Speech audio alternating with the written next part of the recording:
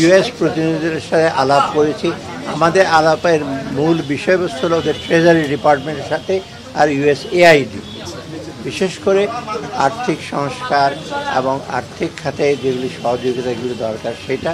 আর দ্বিতীয়ত বাণিজ্যের ক্ষেত্রে, বাণিজ্যে আমরা এক্সপোর্ট ডাইভার্সিফিকেশন এবং এক্সপোর্ট বা আমাদের বাণিজ্যের ব্যাপার অন্যান্য কারিগরি সহায়তা বা বাজার এক্সপ্লোর করার এই সমস্ত আলোচনা হয়েছে। ওরা বলেছে আমরা ডেফিনিট কর্ম পরিকল্পনা নিয়ে আমরা এগুবো, এগুলো তারা এভাবে সহযোগিতা করার আশ্বাস দিয়েছে। স্যার, এটা চুক্তির অ্যামেন্ডমেন্টের কথা আমরা স্যার দেখলাম।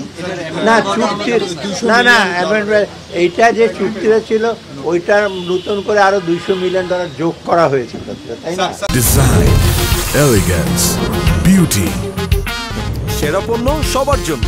জেভিকো।